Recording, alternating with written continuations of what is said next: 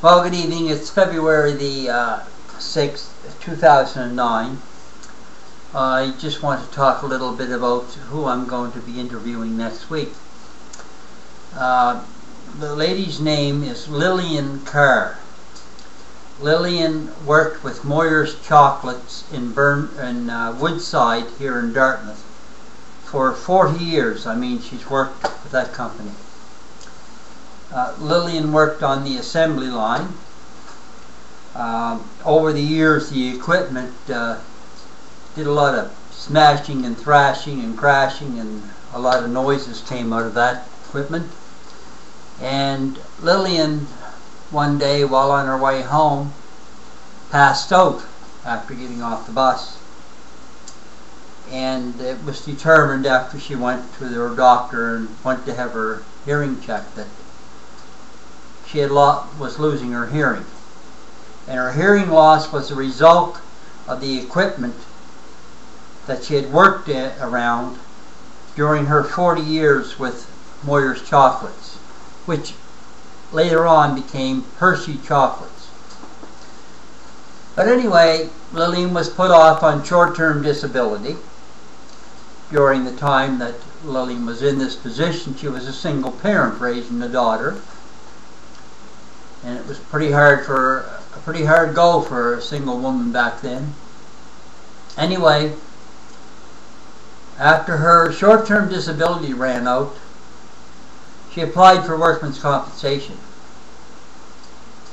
Workman's compensation turned her down. Now, in order for her to be turned down, Moyer's Chocolates were involved in that decision. Keep in mind, this lady had worked for Moyer's Chocolates, Hershey's, for 40 years. Barely missed a single day of work. During which, the same period of time, she was a member of a union, the Food and Confectionaries Union here, and at that time her union representative was a Mrs. Whitehead. Anyway, Lillian ended up with a grand paycheck of Canada Pension Disability. Now, in order for Lillian to collect Canada Pension Disability, her medical evidence had to prove that she could no longer work in the environment where she was employed. She met that approval. Her medical conditions were stated as severe and prolonged. In other words, they weren't going to get better, they were probably going to get worse over a longer period of time. Now, Lillian lived on that Canada Pension Disability for a long time. And she'll tell her story when I interview her next week. I met Lillian around 2000. I became part of an organization which Terry Downey and myself and Dave Conahan and Wally Peters started, called the Nova Scotia Provincial Interworkers Association, and Lillian met us. And when you meet this lady, you can't help but like her. Okay. If there was ever a definition of a Christian, Lillian Carr is that definition of a Christian. Whatever a Christian is, Lillian is a Christian. Myself not being religious, we won't go there. But irregardless, I took an awful liking to Lillian, her sincerity and commitment as an individual.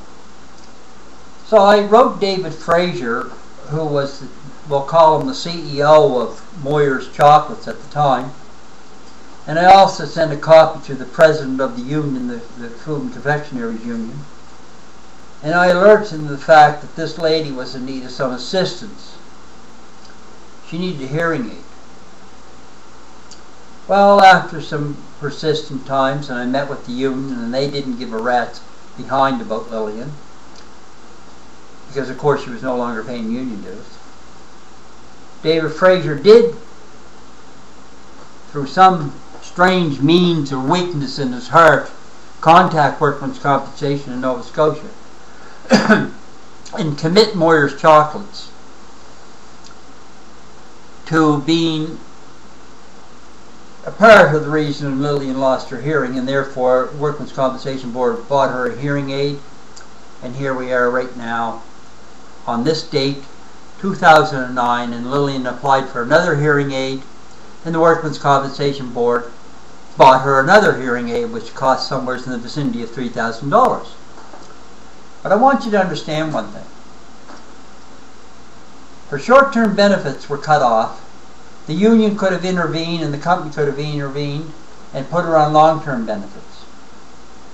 Then when they ran out, the company and the union could have intervened again and went before the Workmen's Compensation Board as interveners on Lillian's behalf and made sure that Lillian received workmen's compensation benefits because her injury was related to work, which are compensatable under the Workmen's Compensation Act.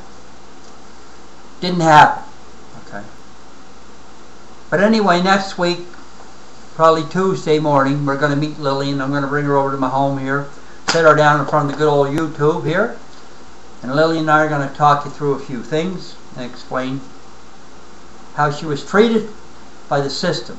And when I say the system, I want people to keep in mind the Nova Scotia Department of Labour own the workmen's compensation legislation. They are the guardians of that law.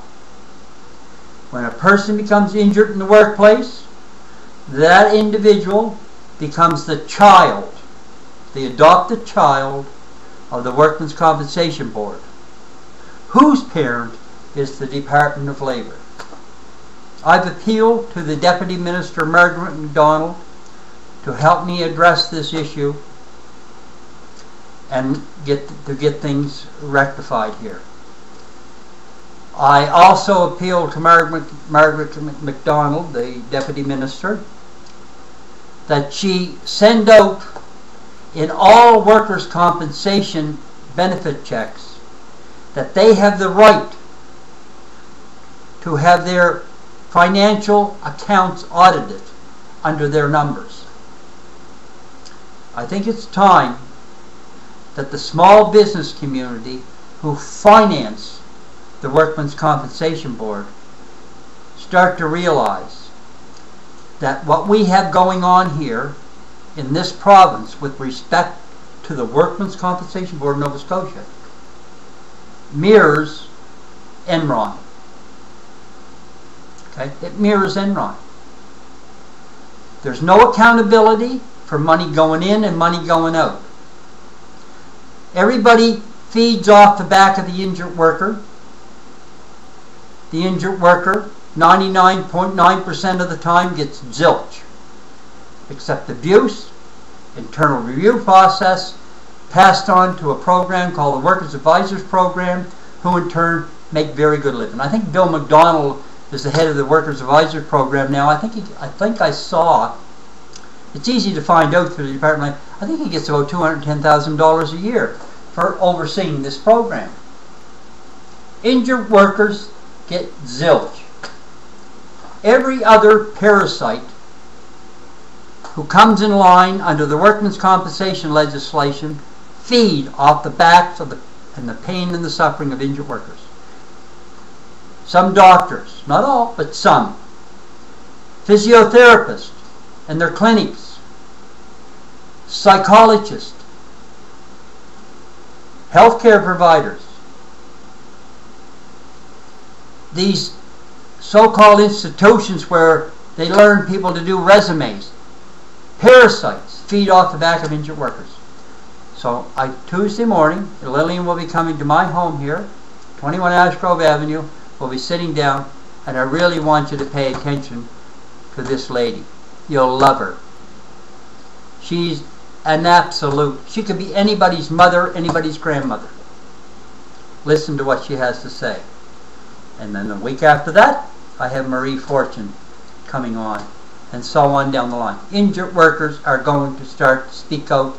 The Deputy Minister of Labour, I want your attention on this. Have a good day, and thank you very much.